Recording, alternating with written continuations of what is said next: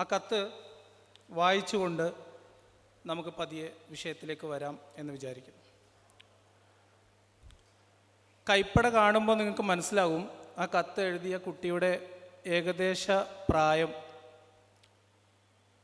ഇത് 1993 പാലക്കാട് ജില്ലയിലെ ഒരു ഗ്രാമത്തിൽ LP സ്കൂൾ അധ്യാപികയായിരുന്ന ഒരാൾക്ക് ആ ടീച്ചർ 2 വർഷം മുൻപ് മാത്രം പഠിപ്പിച്ചു വിട്ട ഒരു കൂട്ടം വിദ്യാർത്ഥികൾ ചർച്ച ചെയ്ത് അതിലൊരു തൻ്റെടി സ്വന്തം കൈപ്പടയിൽ എഴുതിയ കത്താണ്. നിങ്ങൾക്ക് വായിക്കാൻ കഴിയുമോ എന്നറിയില്ല. ഈ കത്തിൻ്റെ വാചകങ്ങൾക്കൊരു പ്രത്യേകതയുണ്ട്. നമ്മളിപ്പോഴും സോഷ്യൽ മീഡിയയിൽ മതവിമർശനം നടത്തുന്ന സമയത്ത് അല്ലെങ്കിൽ എന്തെങ്കിലും ചോദ്യങ്ങൾ ഉന്നയിക്കുന്ന സമയത്ത് നമ്മളെല്ലാവരും നേരിടുന്ന വാചകങ്ങളാണ് ഈ കത്തിലുള്ളത് എന്ന് കാണാൻ പറ്റാത്തവർക്ക് വേണ്ടി ഞാൻ വായിക്കാം. അള്ളാഹു ഇല്ല എന്നതിന് എന്ത് തെളിവാണ് ഉള്ളത്? അത് തീരുമാനിക്കാൻ നീ ആരാണ്? മുസ്ലിങ്ങളെ പറ്റി തെറി പറഞ്ഞാൽ ഞങ്ങളുടെ സ്വഭാവം മാറും. ഇത് പറയാനാണോ നീ സ്കൂളിലേക്ക് വരുന്നത്? 4ാം ക്ലാസ്സിലെ കുട്ടികളോട് നീ അത് പറഞ്ഞില്ലേടി എന്നുകൂടെ.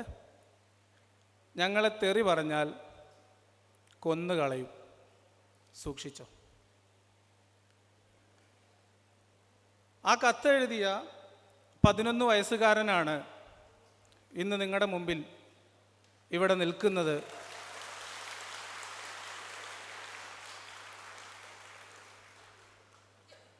ഇത്തിരി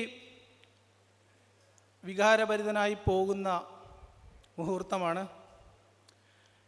ഈ ടീച്ചറെ അതിനുശേഷം ഞാൻ 3-4 തവണ കണ്ട് നിരുപാധികം മാപ്പ് പറഞ്ഞിട്ടുള്ളതാണ്, വിശ്വാസിയായി ജീവിക്കുന്ന സമയത്ത് തന്നെ.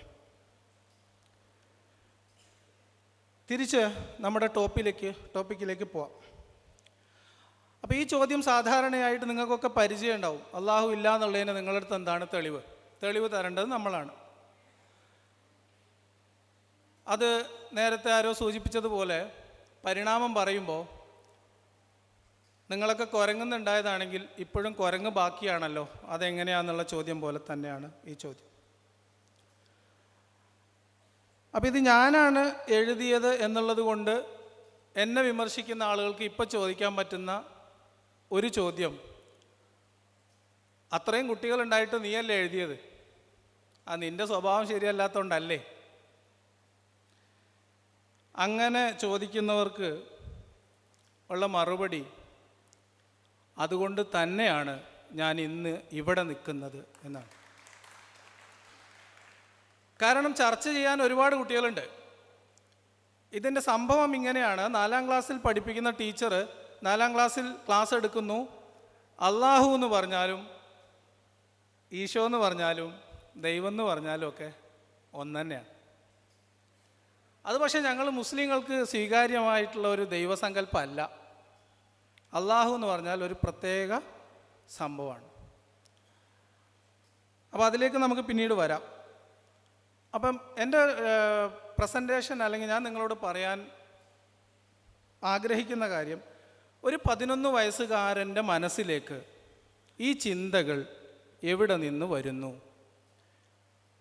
ഇന്ന് നിങ്ങൾ വിമർശിക്കുമ്പോൾ, നിങ്ങൾ ഫേസ്ബുക്കിൽ എന്തെങ്കിലും പോസ്റ്റ് ഇടുമ്പോൾ ഇതേ വധഭീഷണി മുതിർന്ന ആളുകളിൽ നിന്ന്, ഉത്തരവാദിത്തപ്പെട്ട സംഘടനയുടെ നേതാക്കളിൽ നിന്ന്, കൂടപ്പിറപ്പുകളിൽ നിന്ന് നമ്മൾ നേരിടുന്നു എന്നത് എവിടെ നിന്നാണ് ഈ കുട്ടികൾക്ക് ഇത് കിട്ടുന്നത് എന്നതിൻ്റെ ഉത്തരമാണ്.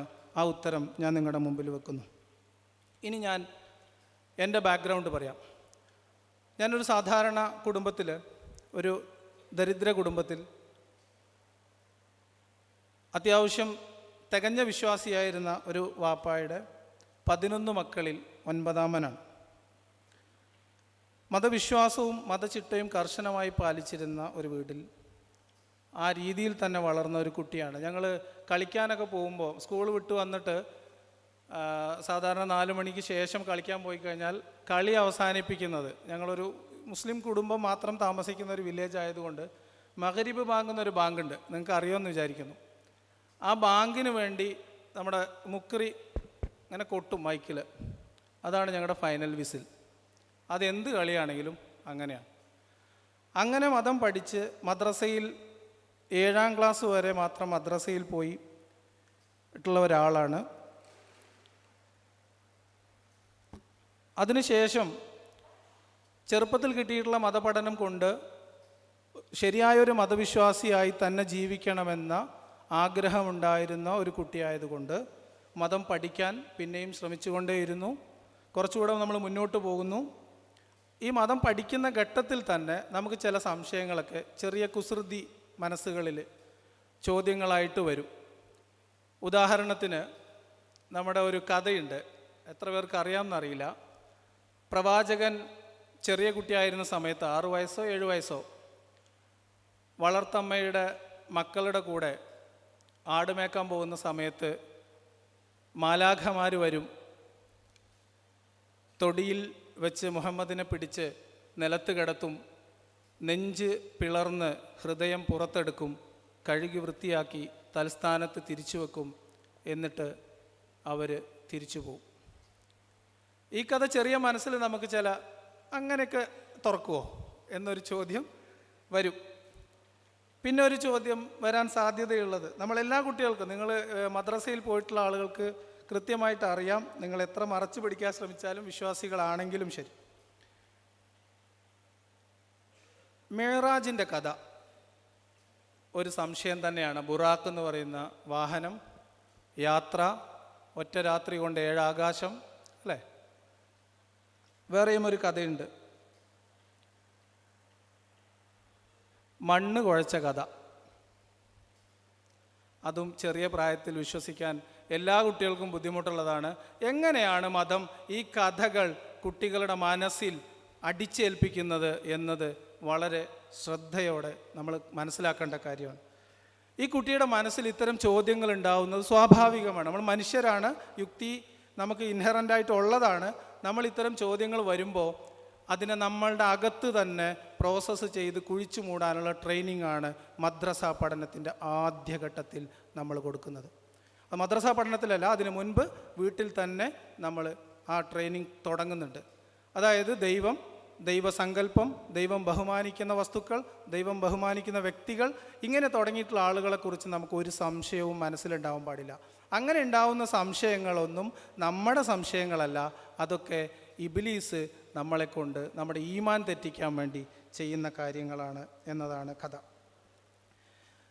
അപ്പോൾ ഇങ്ങനെ നമ്മളെ സംശയങ്ങളൊക്കെ കുഴിച്ചു മൂടി നമ്മൾ മുതിർന്നു വരുന്നു, പഠനങ്ങൾ നടക്കുന്നു, വായന നടക്കുന്നു. ആ സമയത്തുണ്ടായിരുന്ന ഒരു പ്രധാനപ്പെട്ട സ്വഭാവം വയല് പരിപാടികളാണ്. വയല് എന്ന് പറഞ്ഞാൽ ഇശാ നിസ്കാരത്തിന് ശേഷം 8 മണിക്ക് ശേഷമൊക്കെ വ്യാപകമായിട്ട് അന്ന് നാട്ടിൽ മൂല്യന്മാർ 2 ദിവസം 3 ദിവസമൊക്കെ വയല് പരമ്പരകളുണ്ടാവും. അത് സുന്നിയുടെ ഉണ്ടാവും, അത് കഴിയുമ്പോൾ ജമാഅത്ത് ഉണ്ടാവും, മുജാഹിദ് ഉണ്ടാവും, അങ്ങനെ പലതും ഉണ്ടാവും. അതിനൊക്കെ പോവുക. പിന്നെ നല്ല ബദർ പടപ്പാട്ടുകൾ, കഥാപ്രസംഗം, അല്ലേ, അങ്ങനത്തെ നല്ല രസകരമായിട്ടുള്ള സംഭവങ്ങളുണ്ടാവും. അതൊക്കെ കേട്ട് അങ്ങനെ വളർന്നു. കുറച്ചുകൂടെ മുതിർന്ന് നമുക്ക് ഇച്ചിരി ഒരു സമൂഹം അല്ലെങ്കിൽ ഒരു സാമൂഹ്യ ജീവി എന്നുള്ള ബോധ്യമൊക്കെ വരുമ്പോൾ ചില സംശയങ്ങളൊക്കെ നമ്മുടെ മനസ്സിൽ ഇങ്ങനെ വരാൻ തുടങ്ങും. ആ സമയത്ത് നമ്മൾ ശരിയായ മതത്തിലേക്ക് പോകാനുള്ള ശ്രമത്തിനിടയിൽ നമുക്ക് എന്ത് സംഭവിക്കും? ഈ സംഘടനകൾ തമ്മിലുള്ള ചില അഭിപ്രായ വ്യത്യാസങ്ങൾ നമ്മളെ വല്ലാതെ വിഷമിപ്പിക്കും. ആ അനുഭവത്തിലൂടെ കടന്നുപോയിട്ടുള്ളവരായിരിക്കും വിശ്വാസികളായി ജീവിതം തുടങ്ങിയ എൻ്റെ മുന്നിലിരിക്കുന്ന എല്ലാവരും എന്നാണ് ഞാൻ വിചാരിക്കുന്നത്. ചെറിയ ചെറിയ കാര്യങ്ങൾ, നമ്മൾ നിസ്കരിക്കുമ്പോൾ കൈ ഇവിടെ കെട്ടണോ അതോ ഇങ്ങനെ പിടിക്കണോ എന്ന സംശയം. നോമ്പ് കാലത്ത് തറാവീഹ് തുടങ്ങിയാൽ അത് 8 വേണോ 21 വേണോ 12 വേണോ എന്ന സംശയം. ഇങ്ങനെ നിസ്സാരമായിട്ടുള്ള, നമ്മൾ മതത്തിൻ്റെ ഭാഷയിൽ പറഞ്ഞാൽ നിർബന്ധിതമായിട്ടുള്ള കാര്യമല്ല, സുന്നത്ത് എന്ന് പറയും. ചെയ്താൽ പുണ്യം, ചെയ്തില്ലെങ്കിൽ കുഴപ്പമൊന്നുമില്ല. അങ്ങനത്തെ കേസിലാണ് ഇവർ മൈക്ക് കെട്ടി വലിയ വലിയ സ്പീക്കർ വെച്ചിട്ട് ക്ലിപ്പൊക്കെ ഇട്ടിട്ട് നിങ്ങൾ കണ്ടിട്ടുണ്ടാവും അല്ലേ, മൂല്യന്മാർ അങ്ങോട്ടും ഇങ്ങോട്ടും. അത് ഇവരെ കയ്യിലൊക്കെ ഉണ്ടാവുന്നത് ഒരു ഖുർആൻ, ഒരു സഹീഹ് ബുഖാരി, മുസ്ലിം, തുർമുദി, 2-3 കിതാബുകൾ. ഇവർ വായിക്കുന്നത് ഒരേ ആയത്ത്, ഒരേ ഹദീസ്, അർത്ഥം മാത്രം 2 പേർക്കും 2. സ്ത്രീകൾ പള്ളിക്ക് പോകണോ, ഖുത്ബ മലയാളത്തിൽ ഓതിയ പ്രശ്നമുണ്ടോ, ഈ തർക്കം. ഈ തർക്കത്തിനിടയിൽ മനസ്സ് വേദനിക്കുമ്പോൾ നമ്മൾ മനസ്സിലാക്കുന്നത് ഇതിൽ ശരിയായത് ഏതാണെന്ന് നമുക്ക് തിരിച്ചറിയേണ്ട ആവശ്യമുണ്ട്. കാരണം ഇത് 72 73 വിഭാഗമായിട്ട് തിരിയും. നമ്മൾ ഈ കഷ്ടപ്പെടുന്നതൊക്കെ സ്വർഗത്തിൽ പോകാനാണേ.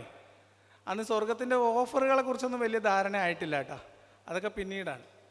അപ്പോൾ സ്വർഗത്തിൽ കടക്കാൻ വേണ്ടി നമ്മൾ ശ്രമിക്കുമ്പോൾ ഈ 73 ഏതാ എന്നുള്ള സംഭവം. അപ്പോൾ ഞാൻ 5ാം ക്ലാസ് മദ്രസ പഠിക്കുമ്പോഴാണ് APEK പിരിയുന്നത്, 2 ആവുന്നത്. അന്ന് ഞാൻ എൻ്റെ സദറുസ്താദിനോട് ചോദിച്ചു, അല്ല ഉസ്താദെ ഇനിയിപ്പോൾ ഇതിത്തെ ഏതാണ് ശരിക്കും സ്വർഗത്തിൽ പോവാ? കാരണം അതുവരെ നമ്മൾ പഠിച്ചത് നമ്മൾ അഹ്ലുസ് സുന്നത്തി വൽ ജമാഅത്ത് എന്ന് പറഞ്ഞാൽ സുന്നികളാണ് സ്വർഗത്തിൽ പോണവർ. ബാക്കി മുജാഹിദ് ജമാഅത്ത് അതൊക്കെ വേസ്റ്റ്. അങ്ങനെയാണ് ഓരോ മദ്രസകളും പഠിപ്പിക്കുന്നത് ഇവരും. അപ്പോൾ അവിടെ ഞാൻ ചോദ്യം ചോദിച്ചത് എനിക്ക് ഓർമ്മയുള്ളൂ. 5ാം ക്ലാസ്സിൽ 3 ബെഞ്ചാണ്, ഇങ്ങനെ വരണം, ഇങ്ങനെ വരണം, ഇങ്ങനെ വരണം. ഇതിൻ്റെ ചുറ്റും ഓടിച്ചിട്ടിട്ട് എന്നെ അടിച്ചു. അന്ന് എനിക്കറിയില്ല എന്തിനാണ് എന്നെ അടിച്ചതെന്ന്. കാരണം ഞാൻ സത്യസന്ധമായിട്ട് സ്വർഗത്തിൽ പോകാൻ ആഗ്രഹിച്ചിട്ട് ചോദിക്കുകയാണ്, ഉസ്താദ് 73 ആവും, ഇതിലേതിൽ നിൽക്കണം നമ്മളെന്ന് അറിയണമല്ലോ. അങ്ങനത്തെ സംശയങ്ങളൊക്കെ. അപ്പം ഓരോ അടിയിലും, ഓരോ ചീത്തവിളിയിലും, ഓരോ ഇബിലീസിനെ പറഞ്ഞുള്ള പേടിപ്പിക്കലിലും നമ്മളെ സംശയങ്ങൾ അങ്ങനെ പതിയെ താഴ്ന്നു പോകും. അങ്ങനെ മുന്നോട്ട് പോകുമ്പോൾ കുറേ കഴിയുമ്പോൾ, കുറച്ചുകൂടെ വായിച്ചു പോകുമ്പോൾ ഈ തർക്കങ്ങൾ മനസ്സിലാക്കാൻ വേണ്ടി ഞാനൊരു വലിയ വിവാദമായിട്ടുള്ള ഒരു ഖണ്ഡനം, ഈ ആശയ സംവാദം എന്നുള്ള പേരിൽ സുന്നി മുജാഹിദ് തർക്കം നടക്കുന്ന പ്രധാനപ്പെട്ട 2 പ്രഭാഷകർ നാദാപുരത്താണെന്ന് തോന്നുന്നു. അതിൻ്റെ ഒരു 12-13 DVD കിട്ടി.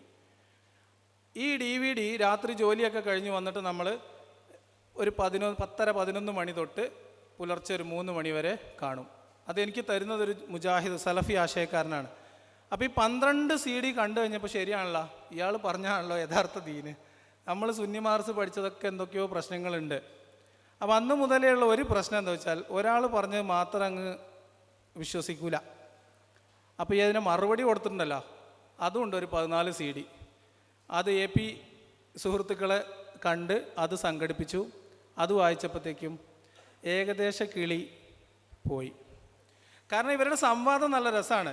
ചോദ്യം ഒരാളിങ്ങനെ ചോദിച്ചു പോവും, മറ്റേ വന്നിട്ട് വേറെ കുറേ ഉത്തരവും വേറെ കുറേ ചോദ്യം ചോദിച്ചിട്ട് പോവും. എന്നിട്ട് ഇയാൾക്ക് മറുപടി പറയാൻ പിറ്റേ ദിവസം ഇയാൾ വരും, ഇയാൾ വേറെ എന്തൊക്കെയോ പറഞ്ഞിട്ട് പോവും.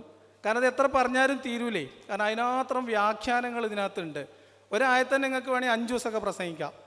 അത്രയും വ്യാഖ്യാനങ്ങളുണ്ട്, തഫ്സീറുകളുണ്ട്, വിശദീകരിക്കാനുള്ള ഹദീസുകളുണ്ട്. ഇത് കണ്ടു കഴിഞ്ഞപ്പോൾ എനിക്ക് കാര്യം മനസ്സിലായി, ഇവരിത് തക്കിട തരികിട പരിപാടിയാണ്. മുന്നിലിരിക്കുന്ന ആൾക്കാർ കൈയടിക്കണം, അവർക്ക് അവരുടെ പ്രസ്ഥാനം വളരണം. അല്ലാതെ ഞങ്ങളെ സ്വർഗത്തിലെത്തിക്കാൻ ഈ വയല് പോരാ എന്ന് തോന്നിയത് കൊണ്ട് മതം സ്വന്തം നിലക്ക് പഠിക്കാൻ തീരുമാനിച്ചു. അങ്ങനെ അമാനി മൗലവിയുടെ തഫ്സീർ, ചെറിയ മുണ്ടം അബ്ദുൽ ഹമീദ് മൗലവിയുടെ ഖുർആൻ പരിഭാഷ, ഇമാം സഹീഹ് മുസ്ലിം ബുഖാരി കിതാബുകൾ, ഇത്രയും ഇത് മതി. ഇതിനപ്പുറത്തേക്കൊന്നും ഇത് പോകാൻ വയ്യേ, ഒരുപാടുണ്ട്, പോയാൽ നമ്മളെയും കൊണ്ട് എത്തൂല. അത് വെച്ചുള്ള പഠനം സ്വന്തം നിലക്ക് തുടങ്ങുന്നു. സ്വന്തം നിലക്ക് പഠനം തുടങ്ങി മുന്നോട്ട് പോകുമ്പോൾ നമ്മൾ അന്ന് വരെ കാണാത്ത ചില കാര്യങ്ങൾ ഇസ്ലാമിനകത്തുനിന്ന് പൊങ്ങി വരാൻ തുടങ്ങി. അതിൽ വളരെ പ്രധാനപ്പെട്ടത്, അപ്പോഴത്തേക്ക് ഒരു 20 വയസ്സ് 21 വയസ്സായി. ആ സമയത്ത് നമ്മൾ അടിമ വ്യവസ്ഥയെക്കുറിച്ച് ഇസ്ലാമിൻ്റെ കാഴ്ചപ്പാട് ആദ്യമായിട്ട് കേൾക്കുകയാണ്. അപ്പോൾ നമ്മൾ ജീവിക്കുന്ന സമയത്ത് അടിമകളൊന്നുമില്ല, അടിമ വ്യവസ്ഥിതിയില്ല. നമ്മൾ പഠിച്ചിട്ടുള്ളത് ഇസ്ലാമിൽ പല തെറ്റ് ചെയ്യുമ്പോഴും അതിന് പരിഹാരമായിട്ട്, പ്രായശ്ചിത്തമായിട്ട് അടിമനെ മോചിപ്പിക്കാൻ പറഞ്ഞിട്ടുണ്ട്. അടിമകളെ നിങ്ങൾ അടിമേ എന്ന് വിളിക്കരുത് എന്ന് പ്രവാചകൻ പറഞ്ഞിട്ടുണ്ട്. അടിമയും ഉടമയും സമന്മാരാണ് എന്ന് ഖുർആനിലുണ്ട് എന്ന വാക്യങ്ങളൊക്കെ നമ്മൾ വിശ്വസിച്ചിട്ടുണ്ട്. പക്ഷെ പിന്നെ നമ്മൾ പഠിച്ചു പോകുമ്പോൾ മനസ്സിലാവുന്നത് അടിമയും ഉടമയും സ്ത്രീയും പുരുഷനും അള്ളാഹുവിൻ്റെ മുമ്പിൽ സമന്മാരാണ് എന്ന് പറയുന്നത് ഒരിക്കലും ഈ ഭൂമിത്തെ കാര്യമല്ല. അത് അള്ളാഹിൻ്റെ സ്വർഗത്തിൽ എത്തിയാൽ അവിടെ കാണാം എന്നുള്ളത്. ഇവിടെയൊക്കെ വേറെ വേറെ തന്നെയാണ്. അപ്പോൾ അടിമ നിരോധനം ഇസ്ലാമിൽ സംഭവിച്ചിട്ടില്ല എന്നത് വളരെ വലിയ ഞെട്ടലോടെയാണ് ഞാൻ മനസ്സിലാക്കുന്നത്. കാരണം സ്നേഹത്തിൻ്റെ പ്രതീകമായിട്ടുള്ള പ്രവാചകൻ, ലോകാവസാനം വരെയുള്ള മനുഷ്യർക്ക് മാതൃകാപരമായിട്ട് ജീവിക്കാനുള്ള ഒരു ജീവിത ദർശനമായിട്ട് അവതരിപ്പിക്കപ്പെട്ട ഖുർആൻ ഇതിനകത്ത് മാനവിക വിരുദ്ധമായ, മനുഷ്യ ചരിത്രത്തിൽ ഇത്രയും മോശപ്പെട്ട ഒരധപ്പതിച്ച സമ്പ്രദായം അടിമത്തം പോലെ ഉണ്ടോ എന്ന് എനിക്ക് സംശയമാണ്. അതുപോലെ ഒരു സംവിധാനത്തെ ഇല്ലാതാക്കാൻ ഈ മതം കൊണ്ട് കഴിഞ്ഞിട്ടില്ല എന്നത് വളരെ ഞെട്ടലോടെ ഞാൻ മനസ്സിലാക്കുന്നു. അതുപോലെ തന്നെയാണ് കുഞ്ഞുങ്ങൾക്ക് ഉള്ള അവകാശങ്ങൾ. കുട്ടികളെ മതം അടിച്ചേൽപ്പിക്കുന്നത് 7 വയസ്സ് മുതൽ കൽപ്പന, 10 വയസ്സ് മുതൽ അടിയാണ്. ഈ തരത്തിൽ മദ്രസയിലുള്ള പീഡനങ്ങൾ, മദ്രസയിൽ പഠിക്കുന്ന കുട്ടികൾക്കറിയാം, മദ്രസയിൽ ഉസ്താദ് തല്ലിയാൽ വീട്ടിൽ പോയി പറയാൻ പാടില്ല. ഞങ്ങൾക്കൊക്കെ അങ്ങനെയായിരുന്നു, എല്ലാവരുടെ കാര്യം അറിയില്ല. അങ്ങനെ പറഞ്ഞാൽ വീട്ടിൽ നിന്ന് വേറെ കിട്ടും. ഉസ്താദ് തല്ലിയാൽ സ്കൂളിൽ നിന്നാണെങ്കിൽ നമ്മൾ ആളും പാളൊക്കെ ആയിട്ട് പോയിട്ട് വേണമെങ്കിൽ 4 പൊട്ടിച്ചിട്ടൊക്കെ വരും. അപ്പോൾ ആ അർത്ഥത്തിൽ മതത്തിലെ മൂല്യന്മാരെ സ്നേഹിക്കുന്ന ഒരു സമൂഹത്തിൽ നിന്ന് വളർന്നു വരുന്നു. അപ്പോൾ ഇങ്ങനത്തെ സംഗതികൾ, സ്ത്രീകൾക്കെതിരെയുള്ള വിവേചനം, സ്ത്രീകളുടെ സ്വത്തവകാശം, ഇതുപോലെയുള്ള സാമൂഹ്യ വിഷയങ്ങളിലേക്ക് ചിന്ത ചെന്നെത്തുന്ന സമയം നമ്മുടെ യൗവനത്തിൻ്റെ ആരംഭഘട്ടം അല്ലെ. നമ്മുടെ എല്ലാവരുടെ മനസ്സിലും ഒരു വിപ്ലവകാരി ഉണ്ടാവും. അനീതിക്കെതിരെ പ്രതികരിക്കാൻ ഇങ്ങനെ വെമ്പി നിൽക്കുന്ന ഒരു യുവത്വം എല്ലാവരിലും ഉണ്ടാവും. പിന്നെ ചിലവരൊക്കെ സാഹചര്യങ്ങൾ വെച്ചിട്ട് അതൊക്കെ ഒന്നങ്ങ് അഡ്ജസ്റ്റ് ചെയ്ത് പോകും. അപ്പം ചിന്താപരമായിട്ട് അങ്ങനെ ഒരു അഡ്ജസ്റ്റ്മെൻറ്റിന് ഇതല്ലാത്തത് കൊണ്ട് ഞാൻ ചെയ്തത് എന്താണെന്ന് വെച്ചാൽ, ഇതെൻ്റെ പഠിച്ചവനല്ല എന്ന് തീരുമാനിച്ചു. എൻ്റെ അള്ള ഇങ്ങനെയൊന്നും അല്ല എന്ന് എനിക്ക് എൻ്റേതായിട്ടുള്ള ഒരു അള്ള രൂപപ്പെട്ടു വന്നു, ഒരു ദൈവസങ്കല്പം. നമുക്ക് ദൈവത്തിനെ കുറിച്ചുള്ള സങ്കല്പങ്ങളൊക്കെ ഞാൻ എൻ്റെ അള്ളാഹുവിൽ അങ്ങ് ആരോപിച്ചു. എന്നിട്ട് ഞാൻ എൻ്റേതായിട്ടുള്ള ഒരു സ്വയം വ്യാഖ്യാന ഫാക്ടറി ആരംഭിച്ചു. ഇതൊന്നും വലിയ സംഭവമായിട്ടോ വലിയ പ്രസ്ഥാനമായിട്ടോ വലിയ സ്റ്റേജ് കെട്ടിയിട്ടുള്ള കാര്യമല്ല കേട്ടോ പറയുന്നത്. അങ്ങനെ എടുക്കരുത്. എൻ്റെ കൂടെ സംസാരിക്കുന്ന, എൻ്റെ കൂടെയുള്ള കൂട്ടുകാർ, വീട്ടുകാർ, നമുക്ക് സംസാരിക്കാൻ പറ്റുന്ന ആൾക്കാരുമായിട്ടുള്ള സംവാദമാണ് ഈ പറയുന്നത്. അങ്ങനെയുള്ള സ്വയം വ്യാഖ്യാന ഫാക്ടറികളൊക്കെ അങ്ങനെ മുന്നോട്ട് പോയി. വെളുപ്പിക്കൽ എന്നൊക്കെ പറഞ്ഞാൽ 1.5 വെളുപ്പിക്കൽ വെളുപ്പിച്ചിട്ടുണ്ടേ. ഒരു ഉദാഹരണം, ഒരെണ്ണം മാത്രം ഞാൻ നിങ്ങളോട് പറയാം. ഈ മനുഷ്യാവകാശ സങ്കല്പങ്ങൾ യൂറോപ്പിൽ രൂപപ്പെടുന്നതിൽ ഇസ്ലാമിൻ്റെ സംഭാവന വളരെ വലുതാണെന്ന് ഞാൻ പറഞ്ഞിട്ടുണ്ട് വ്യാഖ്യാനിക്കുന്ന സമയത്ത്. അതിന് ഞാൻ കണ്ട കാരണം, ആഫ്രിക്കൻ അടിമകളെ യൂറോപ്പിൽ കൈകാര്യം ചെയ്തിരുന്ന രീതിയിൽ നിന്ന് വ്യത്യസ്തമായിട്ട് കുറച്ച് നൂറ്റാണ്ടിപ്പുറം വരുമ്പോഴത്തേക്ക് മുഹമ്മദ് ചെറിയ മാറ്റങ്ങളൊക്കെ അവിടെ വരുത്തിയിട്ടുണ്ട് എന്നുള്ളത് യാഥാർത്ഥ്യമാണ്. അത് നമ്മൾ അതിൻ്റെ ഉദ്ദേശശുദ്ധി എന്തായിരുന്നു, അതിൻ്റെ ഇൻറ്റൻഷൻ എന്താണെന്നൊക്കെ നമ്മൾ പിന്നെയും കുറച്ച് മുന്നോട്ട് പോകുമ്പോഴാണ് മനസ്സിലാക്കുക. മോചിപ്പിക്കപ്പെട്ട അടിമകൾ ആരൊക്കെയായിരുന്നു, അടിമമോചനം എങ്ങനെയൊക്കെയാണ് നടപ്പിലാക്കിയിരുന്നത്, എന്തായിരുന്നു അതിൻ്റെ ഉദ്ദേശം എന്നൊക്കെ നമ്മൾ കുറച്ചുകൂടി വിശദമായിട്ട് പോകുമ്പോൾ മനസ്സിലാവും. പക്ഷെ എന്നാലും നമുക്ക് ഇത് വെച്ചിട്ട് നമുക്ക് തൽക്കാലം ഒപ്പിക്കായിരുന്നു. അതുപോലെ മണ്ണ്, ഇപ്പോൾ എല്ലാവർക്കും അറിയാം, അത് എൻ്റെ വ്യാഖ്യാനമല്ല, ഉണ്ടായിരുന്ന വ്യാഖ്യാനം ഞാൻ ഏറ്റുപിടിച്ചിരുന്നു. അതായത് മനുഷ്യൻ്റെ ശരീരത്തിൽ മണ്ണിലുള്ള അതേ മൂലകങ്ങളൊക്കെ തന്നെയാണുള്ളത്. അതുകൊണ്ട് മണ്ണിൽ നിന്ന് ഉണ്ടാക്കി എന്ന് പറഞ്ഞാൽ മണ്ണ് കുഴച്ചിട്ടുണ്ടാക്കി എന്നൊന്നും നിങ്ങൾ അർത്ഥം വെക്കണ്ട എന്ന വ്യാഖ്യാനം. ആ അർത്ഥത്തിൽ നമ്മൾ നമ്മുടേതായിട്ടുള്ള വ്യാഖ്യാനങ്ങൾ ആയിട്ട് മുന്നോട്ട് പോയി അതിന് വിമർശനം നേരിടേണ്ടി വന്നു. ഖുർആൻ അങ്ങനെ നിങ്ങൾക്ക് ഇഷ്ടമുള്ള പോലെ വ്യാഖ്യാനിക്കാനൊന്നും പറ്റില്ല എന്നുള്ള ചീത്തവിളികൾ ഉസ്താദുമാരുടെ അടുത്ത് നിന്ന് കിട്ടി. ചോദ്യങ്ങളൊക്കെ, എനിക്ക് വരുന്ന സംശയങ്ങളൊക്കെ അപ്പോൾ എനിക്ക് ആക്സസ് ഉള്ള മൂല്യന്മാരുടെ അടുത്തൊക്കെ ഞാൻ ചോദിക്കാറുണ്ടായിരുന്നു. എൻ്റെ വീട്ടിലും അത്യാവശ്യം ഒരു 10-14 കൊല്ലം കിതാബോധ്യ മൂല്യന്മാർ ഉണ്ടായിരുന്നു. പിന്നെയാണ് ക്രിട്ടിക്കൽ ഇൻസൈഡർ എന്ന റോളിലേക്ക് മാറുന്നത്. മതത്തിനകത്ത് നിന്ന് നമ്മൾ ചില മാറ്റങ്ങൾ, നമ്മളെ ചുറ്റുമുള്ള, നമ്മളെ വീട്ടിൽ, അടുത്ത വീട്ടിൽ, നമ്മളെ കുടുംബക്കാരുടെ അടുത്ത് ചില മാറ്റങ്ങളൊക്കെ, ഇതൊന്നും ഇങ്ങനെയൊന്നുമല്ല, ഇതൊക്കെ ചില ദിശാസൂചികകളാണ്. അതായത് ഖുറാനിലൊരു വാക്യമുണ്ട്, ഹുദല്ലിൽ മുത്തഖീൻ എന്ന് പറയുന്നൊരു വാക്യം. എന്ന് പറഞ്ഞാൽ ഇത് തഖ്വയുള്ള ആളുകൾക്ക് നേർമാർഗം കാണിക്കാൻ വേണ്ടി അവതരിപ്പിക്കുക ഗ്രന്ഥമാണ്. അതായത് നമുക്കിതൊരു മാർഗദർശകമായിട്ട് ഉപയോഗിക്കാം. ഇതൊരു ബേസാണ്. ഇതിനെ നമുക്ക് ഡെവലപ്പ് ചെയ്തിട്ട് മുന്നോട്ട് കൊണ്ടുപോകാൻ പറ്റും എന്ന തരത്തിൽ അകത്തു നിന്നിട്ടുള്ള ചില മാറ്റങ്ങൾക്ക് വേണ്ടിയിട്ടുള്ള ശ്രമം നടന്നു. എന്നെ വിമർശിക്കുന്ന ആളുകൾക്ക് ഇത് ഞാൻ ആരോട് പറഞ്ഞു, ഏത് സ്റ്റേജിൽ പറഞ്ഞു, അതിൻ്റെ വീഡിയോ ഉണ്ടോ എന്നൊന്നും ചോദിക്കരുത്. എന്നെ അടുത്തറിയാവുന്ന ആളുകളുടെ അടുത്ത് സംസാരിച്ചാൽ ആ കാര്യങ്ങൾ മനസ്സിലാവും. പിന്നെയാണ് കാര്യങ്ങൾ അങ്ങനെ ക്രിട്ടിക്കൽ ഇൻസൈഡറായിട്ട് നിൽക്കുമ്പോൾ അത് മതം വിടുന്നതിനേക്കാൾ ഭീകരമായിട്ടുള്ള അവസ്ഥയാണെന്ന് നമ്മൾ തിരിച്ചറിയുന്നു. അതിന് ഒരു ഉദാഹരണം ഞാൻ പുറകെ പറയുന്നുണ്ട്. ചേകനൂർ മൗലവി അതിനൊരു ഉദാഹരണമാണ്. അപ്പം ഇങ്ങനെയാണ് നമ്മൾ പിന്നെ മതത്തിൻ്റെ പുറത്തേക്ക്, അതായത് നമ്മുടെ മനസ്സിൽ നിന്ന് ദൈവസങ്കല്പം പൊളിഞ്ഞു പോകുന്നതും വിശ്വാസം നഷ്ടപ്പെട്ടു പോകുന്നതും ഏകദേശം ഒരു 28-30 വയസ്സിനകത്തുള്ള സമയത്താണ്. ആ സമയത്ത് ഞാൻ അനുഭവിച്ച മാനസിക സംഘർഷം നിങ്ങൾക്ക് ആർക്കും പറഞ്ഞാൽ മനസ്സിലായിക്കൊള്ളണമെന്നില്ല. അപ്പോഴും നമ്മൾ ചെറുപ്പത്തിൽ പഠിച്ച ഇബിലീസാണ് ഇതൊക്കെ ഇബിലീസ് എന്നെ കൊണ്ട് ചിന്തിപ്പിക്കുന്നതാണ്.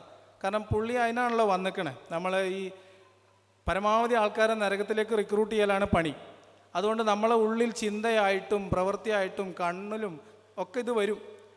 അപ്പോൾ ആ പേടി, നമ്മൾ അതുവരെ വിശ്വസിച്ചിരുന്ന സാധനം കൈവിട്ട് കളയാനുള്ള ഒരു മടി, ഇത് പോയാൽ പിന്നെ എന്താ, നമ്മൾ വിമർശകരൊക്കെ ചോദിക്കണ പോലെ ഖുർആനാണ് വിട്ടിട്ട് വേറെന്താ എന്നുള്ള ചിന്ത. അങ്ങനെ കുറേ കാലം മുന്നോട്ട് പോയി. പതിയെ ഇതിനിടയിൽ ഞാൻ എൻ്റെ വീട്ടിൽ ഞാനായി മാറിയിരുന്നു. അതിനിടയിൽ എൻ്റെ കല്യാണം കഴിയുന്നു. പിന്നെ ജീവിതത്തിൽ ഇത്തരം കാര്യങ്ങൾ, മതത്തിൻ്റേതായിട്ടുള്ള എല്ലാ കെട്ടുപാടുകളും പതിയെ എൻ്റെ വ്യക്തി ജീവിതത്തിൽ നിന്നും ഞാനുമായിട്ട് സഹകരിച്ച് ജീവിക്കുന്ന എൻ്റെ ജീവിത പങ്കാളിയുടെ ജീവിതത്തിൽ നിന്നും മതത്തിൻ്റെ ചങ്ങലകൾ ഓരോന്നോരോന്നായിട്ട് അവർ പോലും അറിയാതെ ഞാൻ മാറ്റി എടുത്തു.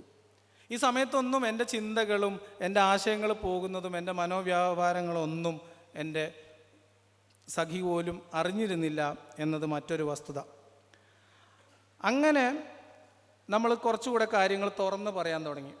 സാമൂഹികമായിട്ടുള്ള കാര്യങ്ങളിൽ, വീട്ടിൽ നടക്കുന്ന ചർച്ചയിൽ, ചായക്കട ചർച്ചകളിലൊക്കെ അഭിപ്രായം പറയാൻ തുടങ്ങി. ഏക സിവിൽ കോഡിന് ന്യായമാണല്ലോ എന്നൊരു ചിന്ത വന്നു. ഇസ്ലാമിക രാഷ്ട്രം എന്ന സങ്കല്പനത്തിൽ പ്രവർത്തിച്ചിരുന്ന ചില സംഘടനകൾ ആ സമയത്തുണ്ടായിരുന്നു, നിങ്ങൾക്ക് എല്ലാവർക്കും അറിയാം. അത്തരം സംഘടനകൾ ഇന്ത്യയുടെ ജനാധിപത്യവും മതേതരത്വവും തകർക്കും എന്ന് ആ പ്രായത്തിൽ എനിക്ക് തോന്നിയിരുന്നു. അത് നമ്മൾ പിന്നീട് കണ്ടു.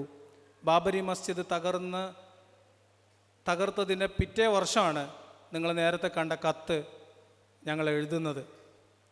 അപ്പോൾ ആ സമയത്തുണ്ടായിരുന്ന നാട്ടിലെ അവസ്ഥ നിങ്ങൾക്ക് അതിൽ നിന്ന് മനസ്സിലാക്കാൻ പറ്റും എന്നാണ് ഞാൻ വിചാരിക്കുന്നത്. അങ്ങനെ ഇത്തരം ചോദ്യങ്ങളുമായിട്ട് നമ്മൾ ഇത്തരം കാര്യങ്ങൾ പറയുമ്പോൾ നമുക്കവർ ഫ്രീ ആയിട്ട് ചില ചാപ്പകൾ തരും. സംഖ്യയാണ്.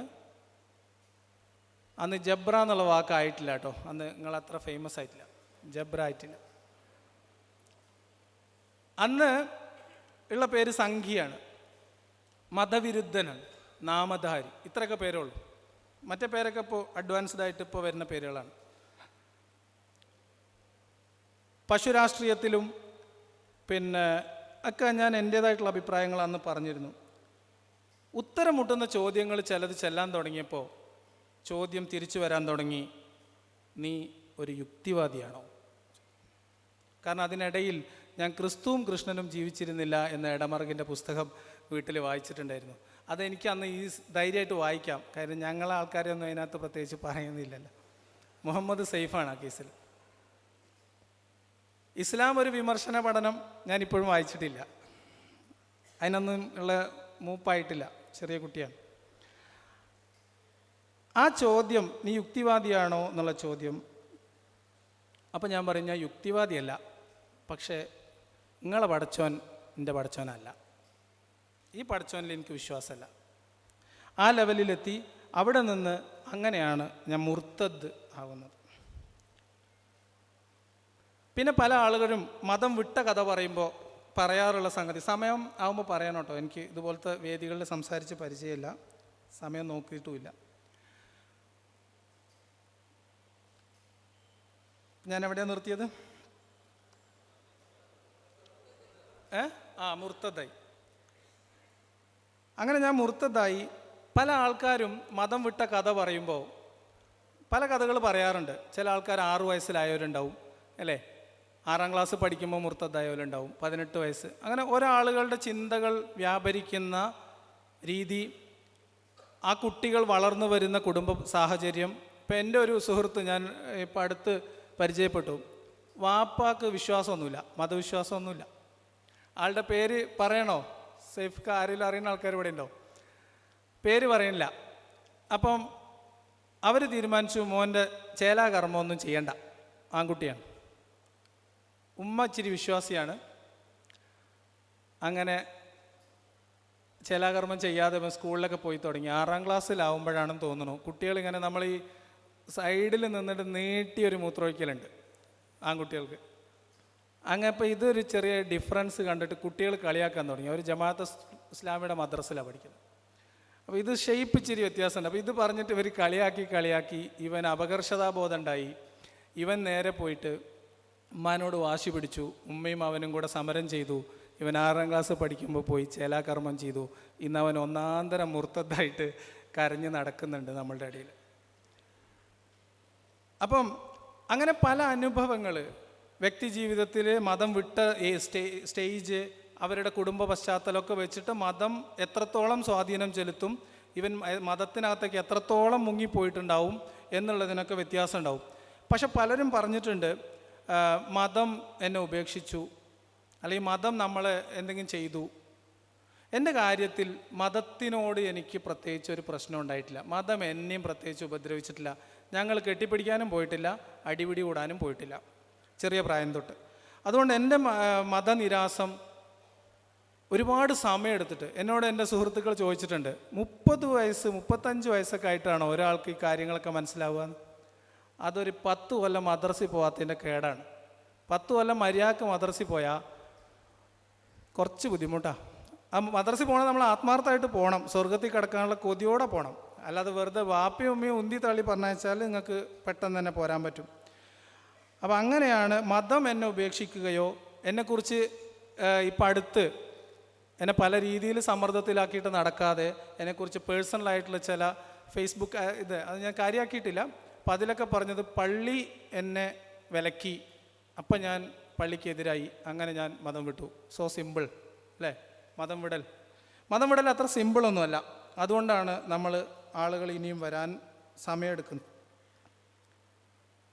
അങ്ങനെ ഞാൻ നേരത്തെ പറഞ്ഞു, ജീവിതത്തിലെ മതനിഷ്ഠകളൊക്കെ പതിയെ ഇല്ലാതായി. പതിയെ എൻ്റെ ഭാര്യ തിരിച്ചറിയാൻ തുടങ്ങി, ഇയാൾ നിസ്കാരമൊന്നുമില്ല, വെള്ളിയാഴ്ചയെങ്കിലും ഒന്ന് പള്ളിക്ക് പോയിക്കൂടെ എന്നുള്ള ചോദ്യം. പെരുന്നാൾ നിസ്കാരത്തിന് എന്തായാലും പോകണമല്ലോ, വെള്ളിയാഴ്ച പള്ളിക്ക് പോയില്ലെങ്കിലും ഞങ്ങൾ സഹിക്കും.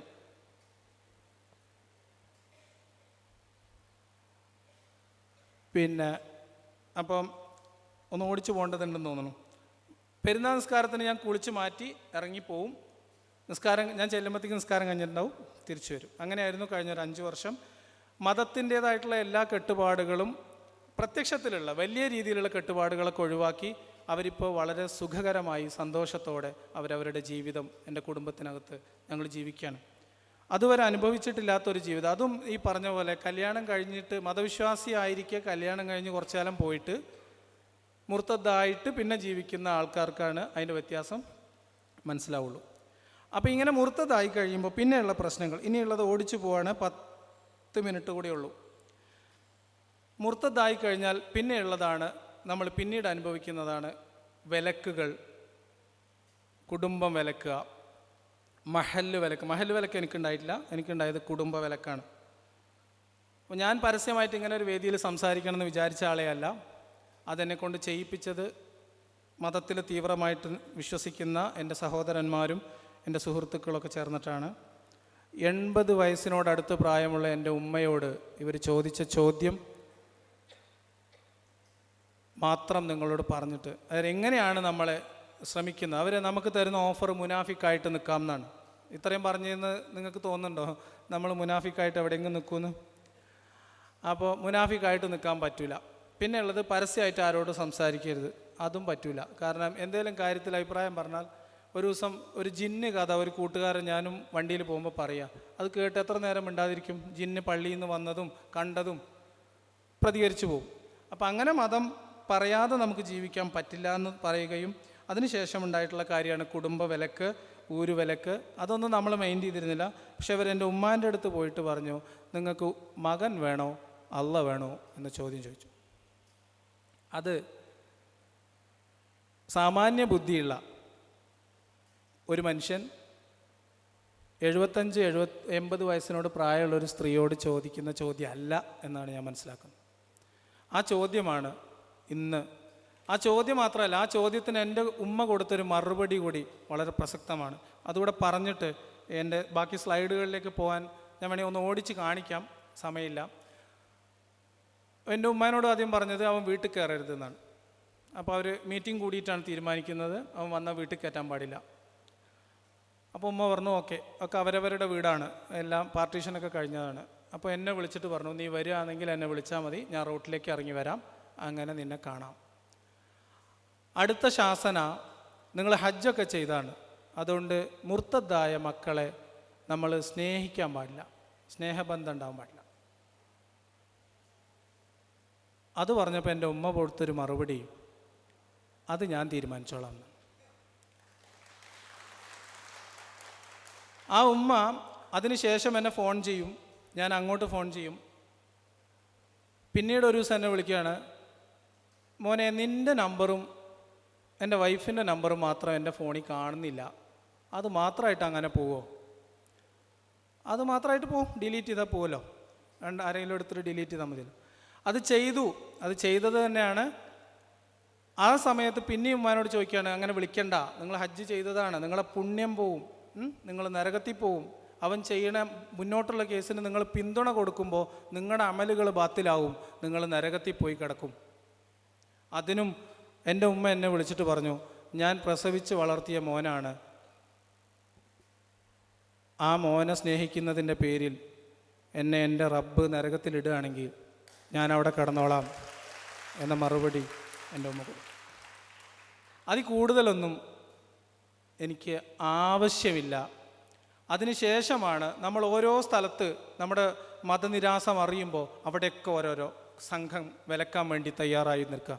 അതുകൊണ്ടാണ് ഞാനൊരു ഫേസ്ബുക്ക് പോസ്റ്റ് ഇട്ടത്, ഞാനുമായിട്ടുള്ള എന്തെങ്കിലും ഒരു ബന്ധത്തിന്, കുടുംബ ബന്ധമോ സൗഹൃദമോ അയൽവാസിയോ എന്തോ ആവട്ടെ, കച്ചവട ബന്ധമോ എന്തോ ആവട്ടെ, മതം നിങ്ങളൊരു നിബന്ധനയായി വെക്കുന്നുണ്ടെങ്കിൽ അവരുമായി എനിക്ക് യാതൊരു ബന്ധവും ഇല്ല എന്ന് ഉറപ്പിച്ച് പറഞ്ഞു. അതിനുശേഷമാണ് നിങ്ങൾ ശ്രദ്ധിച്ചിട്ടുണ്ടാവും ആ കോലാഹലങ്ങൾ മുഴുവൻ ഉണ്ടാവുന്നത്. അപ്പോൾ മുർത്തദായാൽ എന്ത് സംഭവിക്കും എന്നുള്ളതിനെക്കുറിച്ചാണ്. ലക്കും ദീനുക്കും വലിയ ദീൻ എന്നായിരുന്നു വിഷയത്തിലേക്ക് നമ്മൾ ഇതുവരെ എത്തിയിട്ടില്ല. അത് പിന്നീട് ഒരു ദിവസം നമുക്ക് പറയാം എന്ന് വിചാരിക്കുന്നു. ലക്കും ദീനുക്കും വലിയ ദീൻ ഒന്ന് ഓടിച്ച് പറയാം. ഇത് മുർത്തദിനെ കൊല്ലണം അല്ലെങ്കിൽ മുർത്തദിനെ നമ്മൾ ഊരുവിലക്കും എന്നൊക്കെ പറയുമ്പോൾ അവർ പ്രതിരോധിക്കാൻ പറയുന്ന വളരെ പ്രധാനപ്പെട്ട 2 വാക്യങ്ങളിലൊന്നാണ് മുർത്തദിനെ കൊല്ലണം എന്നൊന്നും ഖുറാനിലില്ല. ലക്കും ദീനുക്കും വലിയ ദീൻ, നിങ്ങൾക്ക് നിങ്ങളുടെ മതം എനിക്ക് എൻ്റെ മതം എന്നാണ് ഖുറാനിലുള്ളത് എന്നുള്ളത്. ആ വിഷയത്തിനെ സംബന്ധിച്ചുള്ള സ്ലൈഡുകളാണ് ആ സൂക്തം, ആ ആയത്ത്, അതുമായിട്ട് ബന്ധപ്പെട്ട് ആ സൂറത്ത് മൊത്തത്തിൽ നസ്ഖ് ചെയ്തതാണ്. അതായത് മക്കയിലായിരിക്കുമ്പോൾ ഒരു ഗതിയും പരഗതിയില്ലാത്ത സമയത്ത് ഖുറൈശികളോട് രമ്യതയിൽ പോകാൻ ആഗ്രഹിച്ച സമയത്ത് ഇറങ്ങിയ സൂക്തമാണ്. അത് മദീനയിൽ റദ്ദ് ചെയ്യപ്പെട്ടിട്ടുണ്ട്. അതിന് കൃത്യമായിട്ടുള്ള തെളിവുകൾ പ്രമാണങ്ങളിൽ തന്നെയുണ്ട്. മർദ്ദനമില്ലാതാവുകയും മതം അള്ളാഹുവിന് വേണ്ടിയാവുകയും ചെയ്യുന്നതുവരെ നിങ്ങൾ അവരോട് യുദ്ധം നടത്തിക്കൊള്ളുക. എന്നാൽ അവർ വിരമിക്കുകയാണെങ്കിൽ അവരെ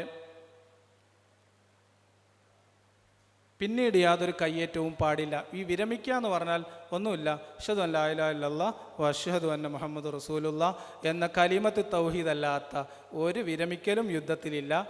യുദ്ധം ചെയ്യുക, ഒന്നുകിൽ മരിക്കുക, അല്ലെങ്കിൽ മോചനദ്രവ്യം വാങ്ങി വെറുതെ വിടുക. അതൊക്കെ ആദ്യഘട്ടത്തിലാണ്, പൈസക്ക് ആവശ്യമുള്ള സമയത്താണ്.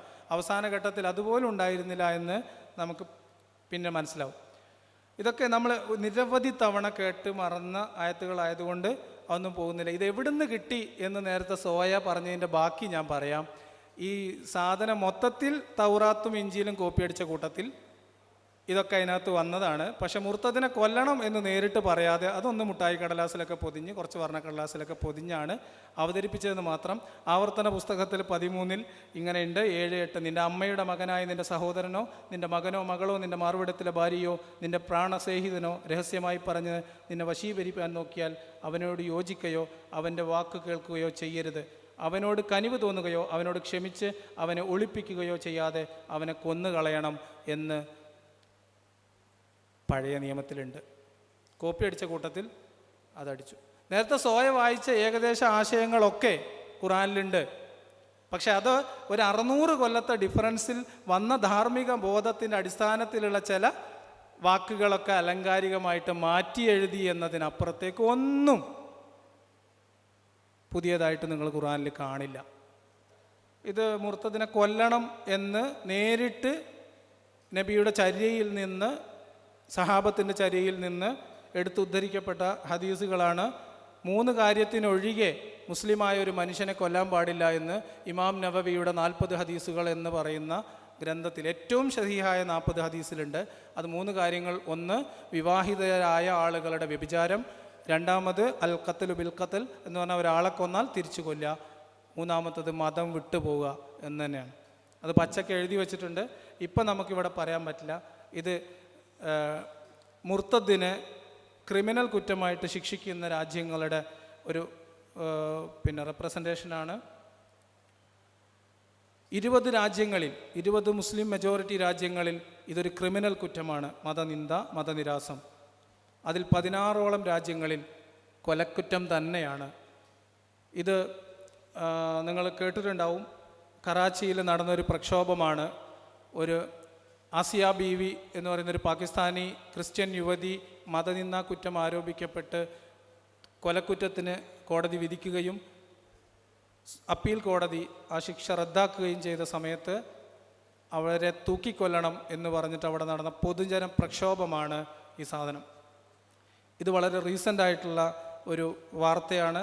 2019 ജനുവരിയിൽ റാഹ മുഹമ്മദ് എന്ന് പറയുന്ന ഒരു സൗദി പെൺകുട്ടി ഇസ്ലാം മതം ഉപേക്ഷിക്കുകയും കുടുംബത്തിൽ നിന്ന് തന്നെ രക്ഷിതാക്കൾ തന്നെ കൊന്നുകളയും എന്ന ഭീഷണിയുള്ളത് കൊണ്ട് രാജ്യത്തിൻ്റെ നിയമം പിന്നെ വേറെ പറയണ്ടല്ലോ, വീട്ടിനകത്തന്നെ കൊല്ലപ്പെടും എന്നുള്ള അവസ്ഥ വന്നു.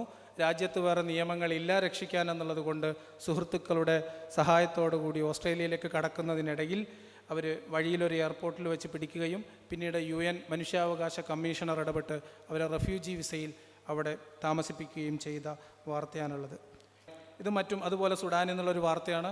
ഇത് ഈജിപ്തിലെ പള്ളിയിൽ, കൊയ്റോയിലെ ഒരു പള്ളിയിൽ വന്ന ഒരു ഫത്വയാണ്. ഇതുപോലൊരു കേസിൽ വന്നതാണ്.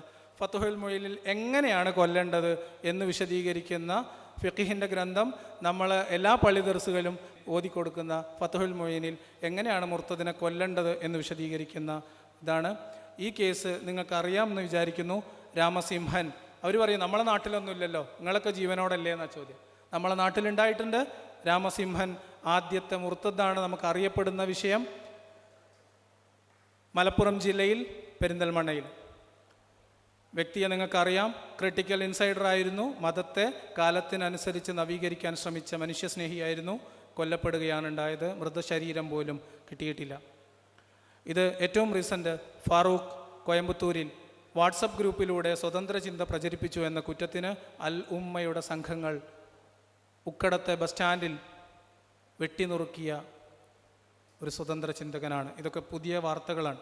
ഇനി ഇതിനൊക്കെ ഇവരെ പ്രേരിപ്പിക്കുന്നതും എൻ്റെ പ്രധാനപ്പെട്ട പോയിൻറ്റും ഞാൻ അവസാനിപ്പിക്കുന്ന പോയിൻറ്റും ഇത് യൂസഫ് അൽ ഖർദാവി എന്ന് പറയുന്ന സുന്നികളുടെ ഏറ്റവും പ്രധാനപ്പെട്ട നേതാവിൻ്റെ ഒരു പ്രസ്താവനയുടെ ടെക്സ്റ്റാണ് ഞാനിവിടെ കൊടുത്തിട്ടുള്ളത്.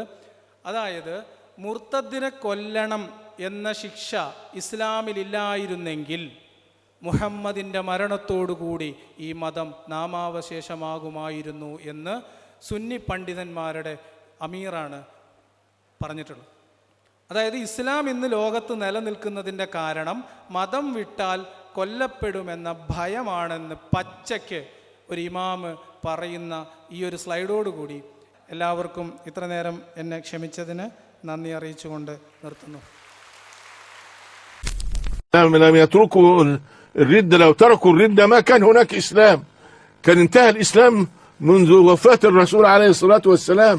فالوقوف أمام الردة هو الذي أبقى الإسلام.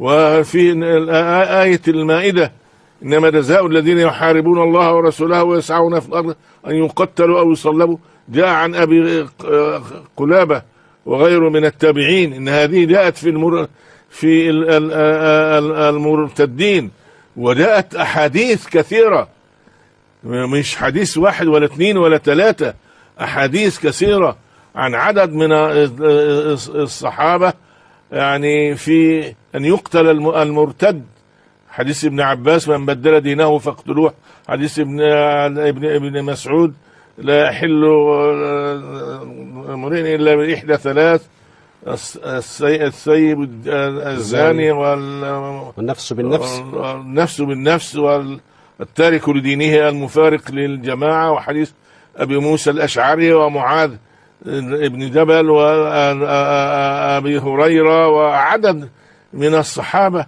في مسألة